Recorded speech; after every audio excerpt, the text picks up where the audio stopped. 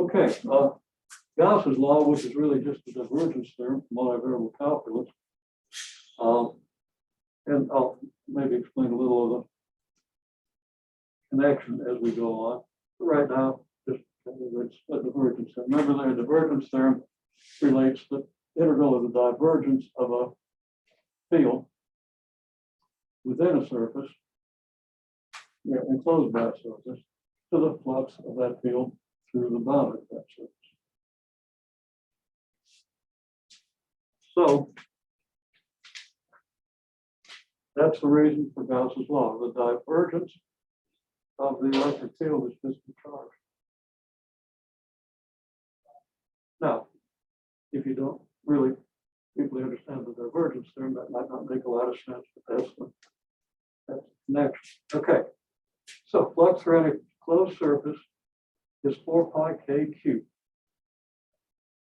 Okay? Where Q is a charge enclosed by the surface.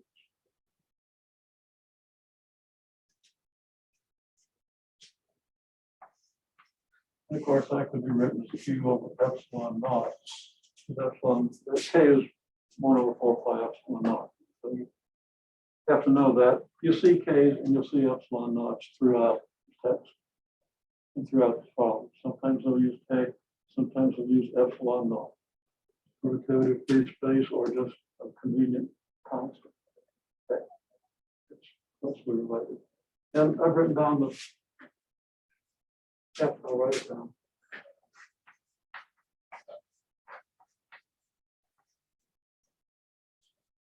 Okay. Since K is 1 over 4 pi epsilon naught, 4 pi K is 4 pi times 1 over 4 pi epsilon naught, which is 1 over epsilon naught. Okay. So this is just immediate. Epsilon naught and 4 pi K are reciprocals. Epsilon naught's reciprocal of 4 pi K. 4 pi K is also reciprocal of epsilon naught. Okay. Now, what good is this? Well, let's just take an example.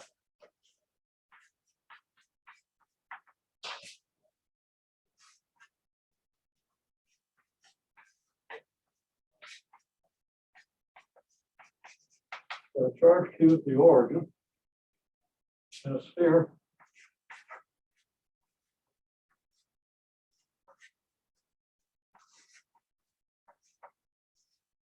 of radius A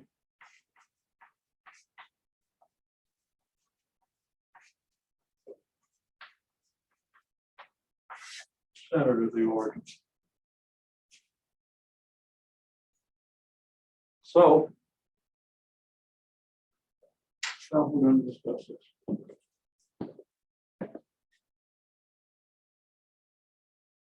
Come on, come on. Okay. Now we needed to read this out. I asked, what's the charge enclosed by the sphere? Pretty quickly got the answer, well, Q. Then I asked, why? Okay. And I got an answer that was a little jumbled. Okay. But what it comes down to is, well, if you look at the description, the sphere is centered at the origin. Okay. And the charge is at the origin. So the charge is enclosed by the sphere because the sphere contains its center. In very simple terms, right? We don't have to have a complicated explanation. Okay, so I'll say the sphere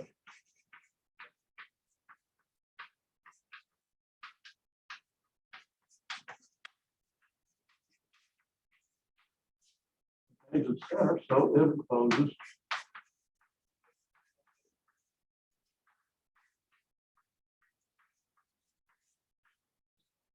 charge Q.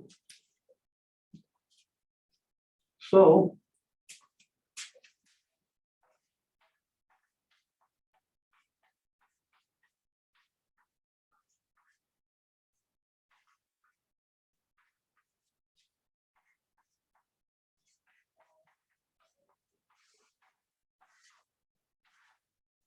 okay.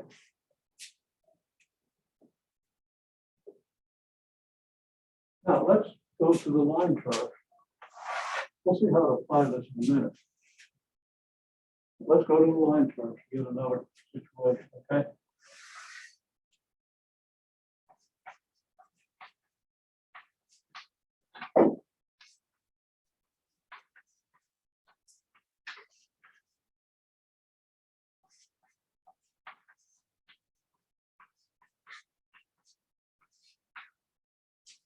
Infinite line charge, the charge density is lambda.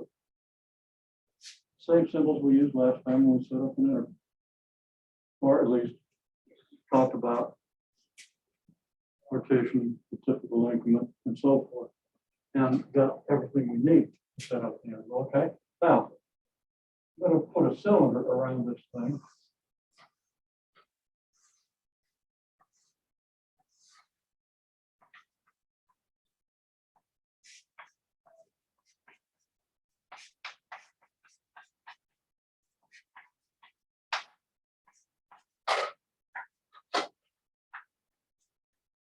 And I have a coaxial cylinder of radius A. Coaxial means it has its axis is the line. Okay, it's coaxial with the line charge. Well, the line is its own axis, and the axis of the cylinder is the line through the center, lengthwise line through the center. Okay, so it's like the center of the cylinder. Radius A and length L. So our radius is A, length is L.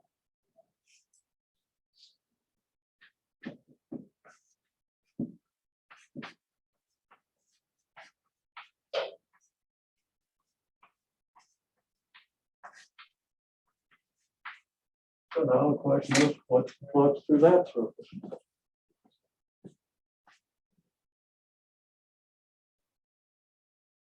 Okay, first place, somebody mentioned that it asks, is that cylinder closed? And that's exactly the kind of detail that I was trying to get at here with explaining why the sphere contains charge Q. You had to reduce down to something obvious. Obviously, if this thing isn't closed, it's not enclosing anything, okay? So I should have had a closed cylinder. I should have said closed cylinder. They have the kind of precision that I'm wanting you to have. Yeah, would have been nice if I had it. So it's a good question. Okay, well, then we got a good answer, okay? And got it relatively quickly, as I was hoping, since we really talked about this last time, you know, what the charge density and stuff means. So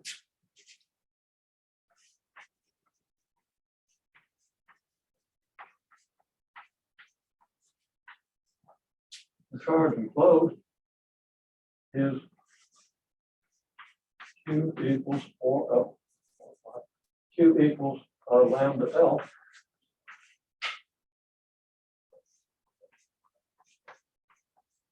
So the flux is 4 pi AQ, which is 4 pi lambda L. So we're in good shape here. Okay.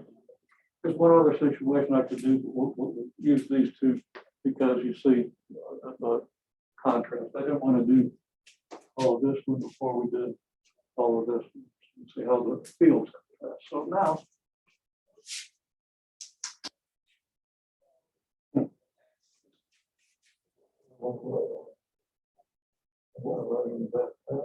okay, well, we'll go over this. Okay, now.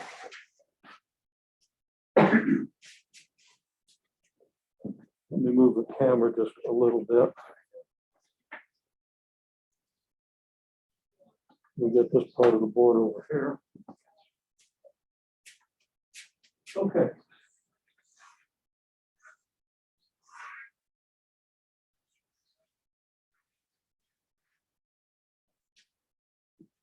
Let this depict a cross section of the sphere. I'll probably plane through the origin. Maybe this is the XZ.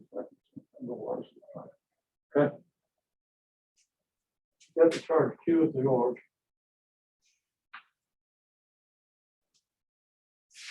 Show me with little arrows what the electric field looks like along the surface of this sphere. Or at least along this section of the surface.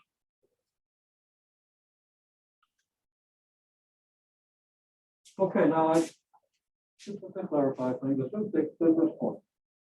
Now I asked for the electric field, and I really should have said, well, the electric field is a force per unit of test charge, right?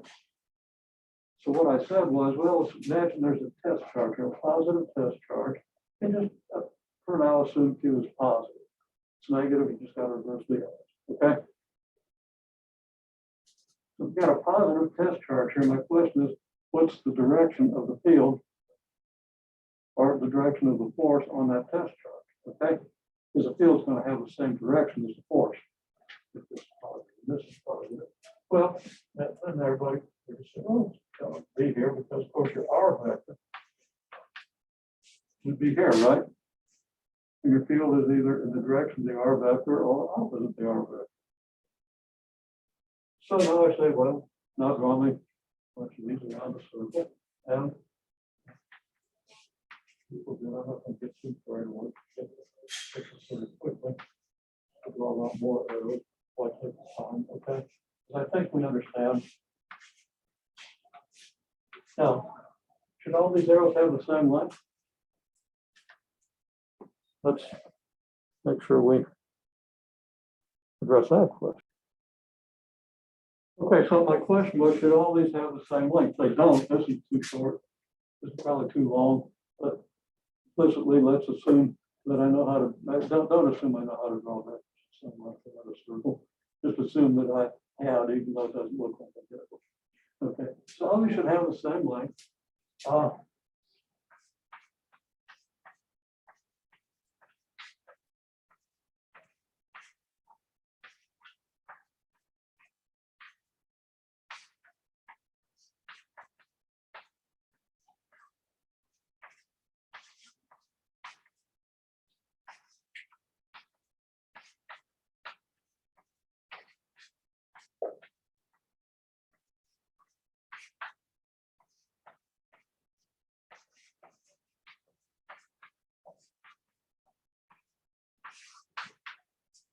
Okay, all vectors have the same length because they all have the same distance from Q. That is, providing you're talking about the electric field. You can say, well, if I use different test charges, these vectors are going to have different lengths. You're absolutely right. But the field is the charge or the force divided by the test charge. So if you use a test charge that's twice as big, you're going to get twice the force. But when you divide by the test charge, you're going to have the same magnitude for the field. Okay, the field will have the same, the field vector will have the same length. Okay. Now also, if you have field lines follow the electric field out from the center, out from the charge. Okay, so the field lines would be like here and here, here, here, here, here, here, here. Okay.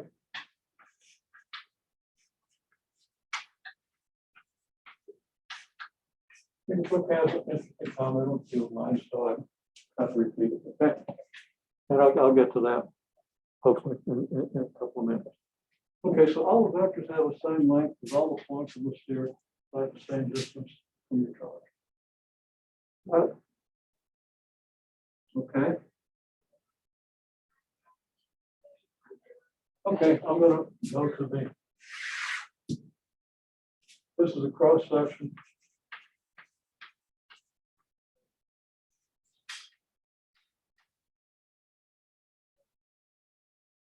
And I'm going to erase that. I'm going to go ahead and make this a sphere. So now it's a sphere. And we're just looking at points along the outer rim as we're looking at it here. And, you know, the one axis is pointing right at us, so we're just looking at the thing head on. And now their vectors are pointing at us, and their vectors are pointing out this way and that way and everything. The whole thing's just like a pinprick. Okay. All right, let's go to our cylinder.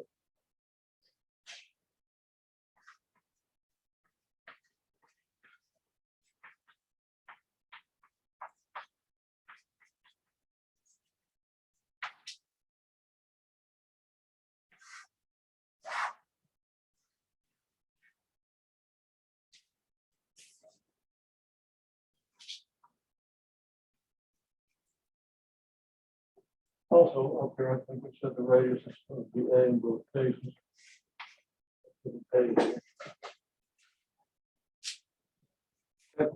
What does field look like around the cylinder?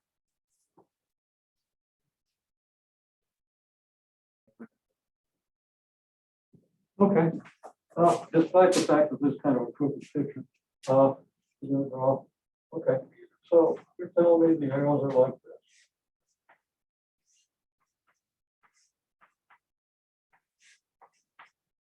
And this is correct. But why are they all perpendicular? Because it implicitly looks like you drew them all perpendicular to the cylinder. How do you know some are marked that way and some are marked this way? Okay, aside from the fact that we get kind of crooked thing, we get something that looks like this, and that's what everybody drew. My question was, are all the field lines here perpendicular?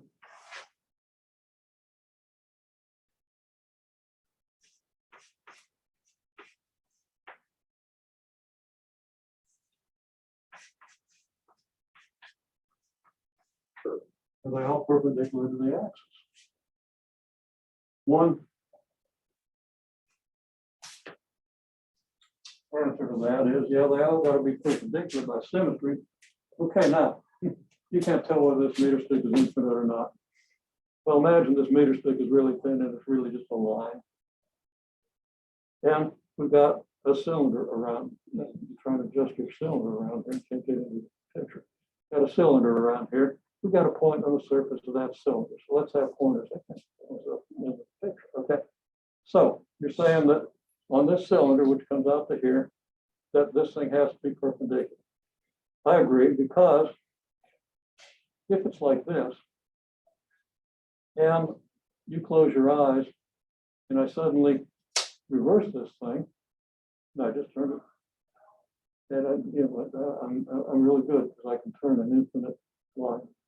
Okay, but having turned it, this thing has to go here now. Rotate it. The only way, but the field has to be what it is. The field at this point can't change if I rotate the cylinder so that that end goes over there and this end goes over here. I'm sorry, the line. Okay. So if I reverse the direction of the line, I still have charge density lambda. On an infinite line charge, it makes no difference whether that end reverses with this end. Meaning, of course, that this can't change when I reverse it. This is your field or your direction of your electric field. Okay. Which means the only way that's going to, well, the only way it's going to happen is if this thing is perpendicular. It's all perpendicular, and I reverse, then it goes this way. Okay, that's a symmetry argument.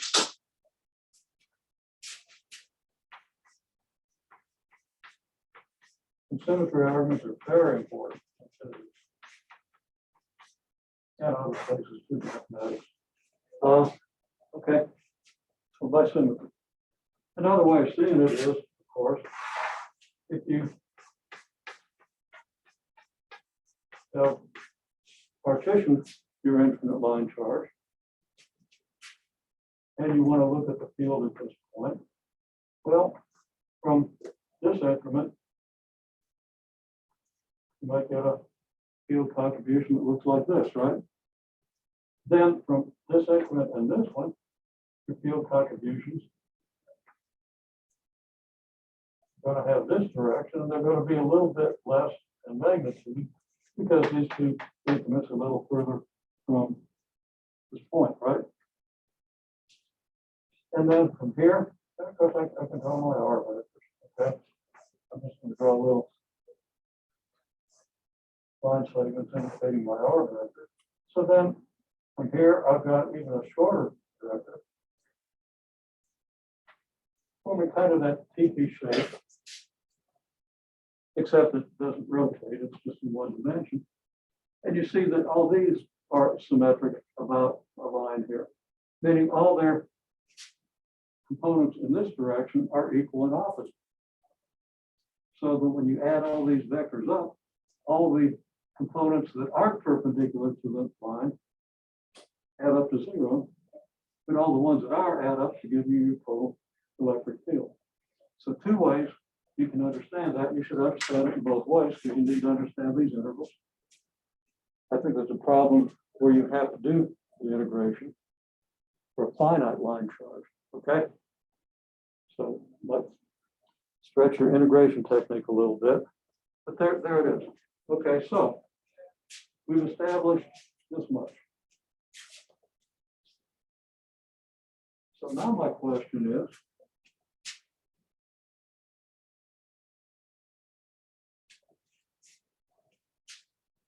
let's accept, we can make the argument very easily, it's fairly obvious, that all these vectors are perpendicular to the cylindrical surface then. Okay? Just because a radial line is perpendicular to the circle. Okay? Your radial lines are perpendicular to the surface of the circle.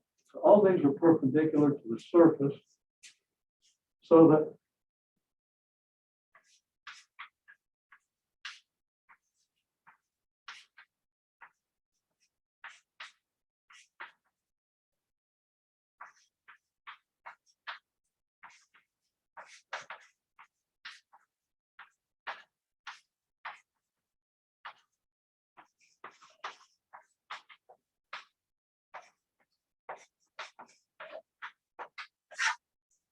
field is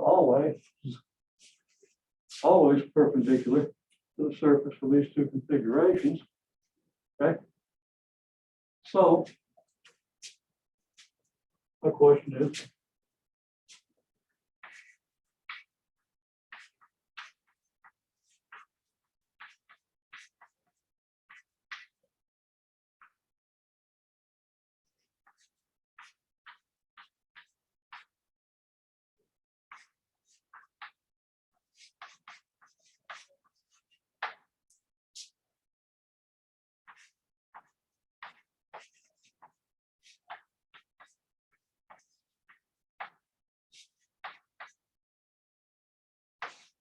assuming your field has magnitude E, what's the total flux through the sphere?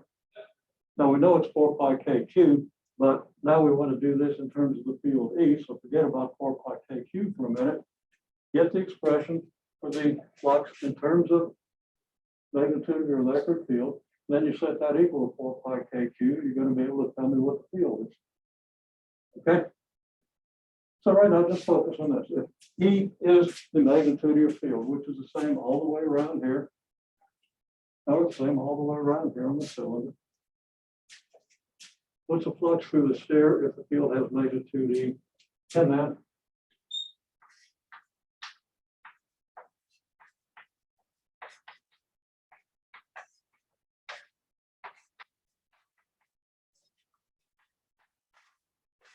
answer the same question for the cylinder. Remember,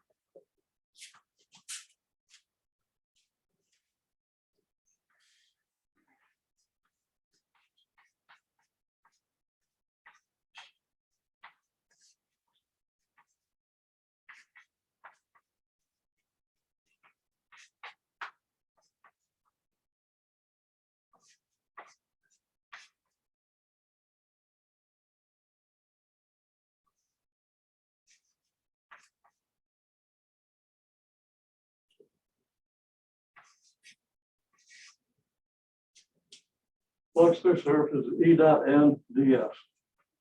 So if I've got a surface here, with this increment, I've got a normal vector, right? Okay. And I've got my electric field. Now this is a general electric field. The electric field in these cases might not quite look like this with the normal vector. Well, if this is a surface increment, how does the direction of the field compare to the direction of the normal vector?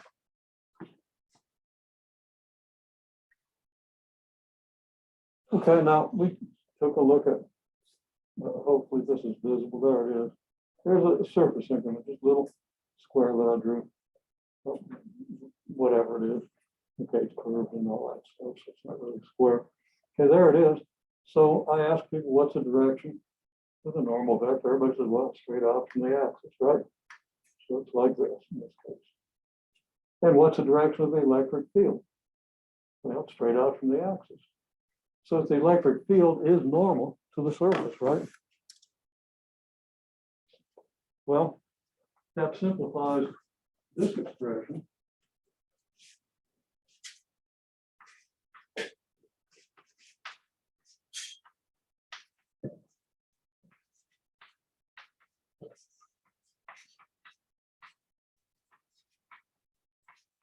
The G and your N are both radial. Okay. Either radial from the center of the sphere or radial from the axis of the cylinder. Radial in both cases.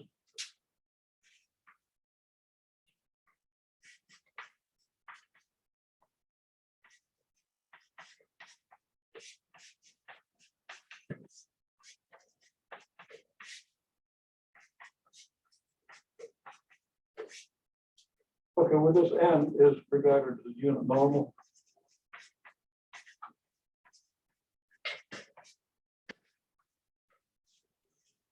So magnitude of N is 1. So when you do E dot N, you just get E, right?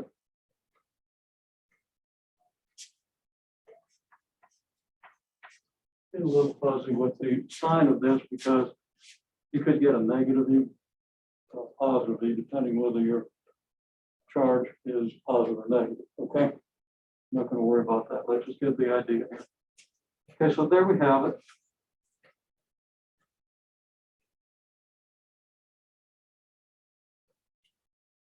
So with that idea, what's the total flux in terms of E through the sphere?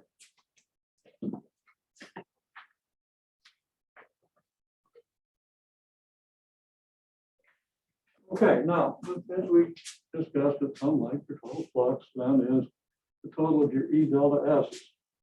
Because your E's are always perpendicular to your surface, so your E dot N is always just E. Okay?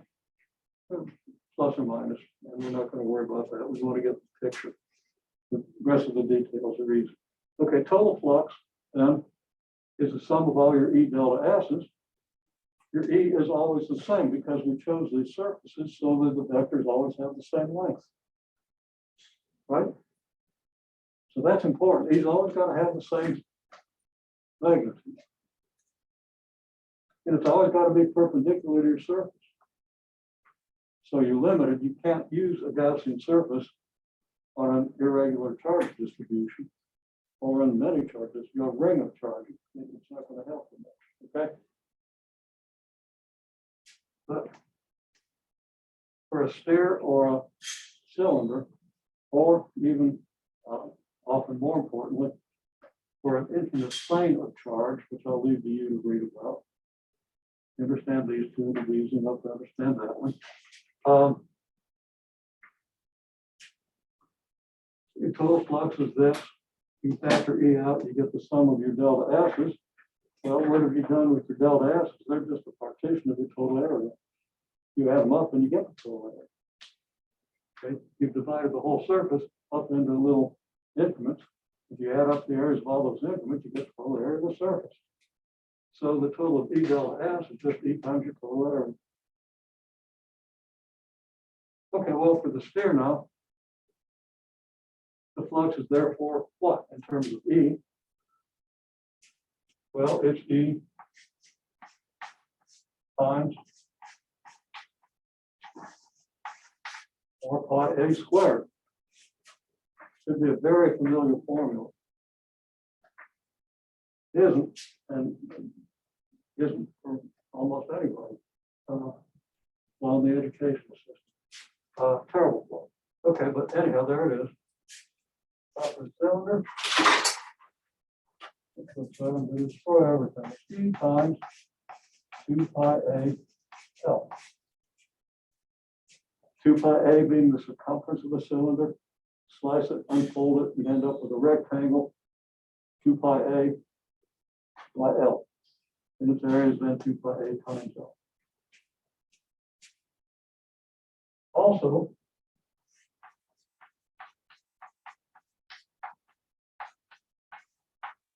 flux is 4 pi k cubed, right? And down here,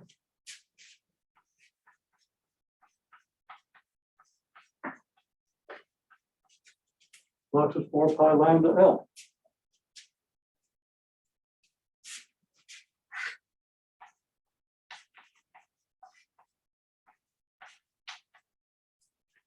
All for E.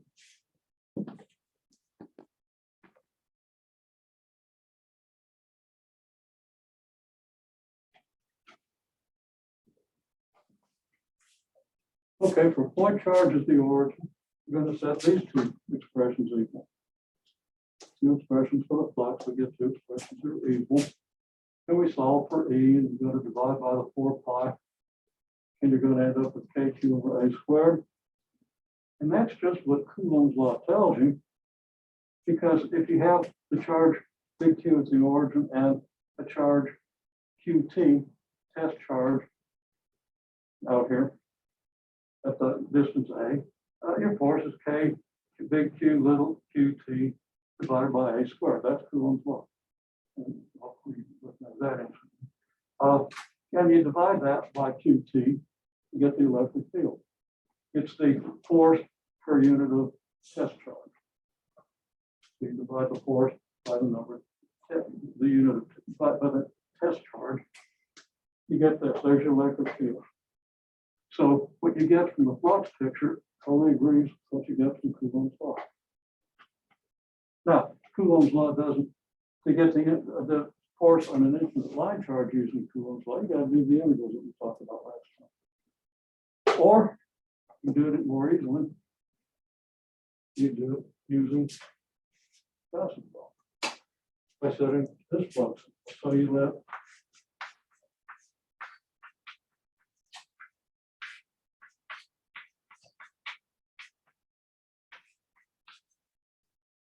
this, and thanks for noting that I looked up K here. I just actually wrote it really small. But it wasn't that. Okay, thanks for pointing it out. Okay, so here we have this. And very easy. The L's divided out.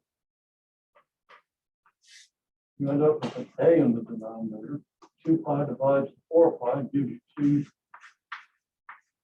A lambda in the numerator. Okay. Now, the proportionality is involved. You notice I have an A in the denominator here and A squared in the denominator here, right?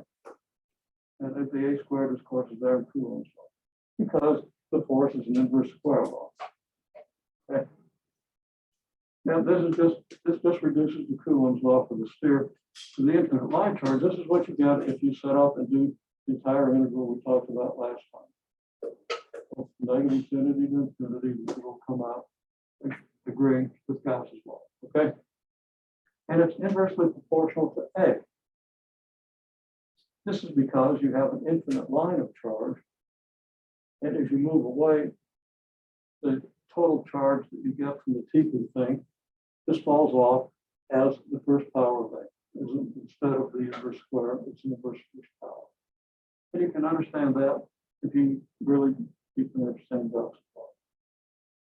For an infinite plane charge, okay, you've got infinite charge density over charge density, uniform charge density distributed over an infinite plane. Turns out the field doesn't fall off at all. Of course, there are no infinite plane charges, so you don't get to experience that. But you do get to experience, and you can stand in front of one of these monitors in the hall. They're warm, right? Okay. If you move from very close to the thing to a little further away, they don't feel any cooler. Because essentially, if you're pretty close to the thing, it's effectively infinite. Now we can talk about that in terms of the intervals and so forth. We haven't set them up, okay? Gauss's law gives you an elegant way to understand how that happens. And then you can get into things like, okay, end view of two conductors, two cylindrical conductors. Okay. Inside of this inner conductor, well, any cylinder that's coaxial with these two, they're supposed to be coaxial, we didn't draw them that way. Any cylinder coaxial with this small cylinder, a radius less than the small cylinder gives you zero electric field. Okay, it encloses zero charge. Between here and here, the charge enclosed is this. And the charge on this thing has no effect. Outside of here, you're enclosing the charge of both of these things, so you get another electric field when you come outside of this. Okay, that's one example. Another example is if you have an infinite distribution of charge along some cylindrical region. Okay, and if it's a symmetric distribution, you can do things with that. You're going to see problems involving those things. Okay.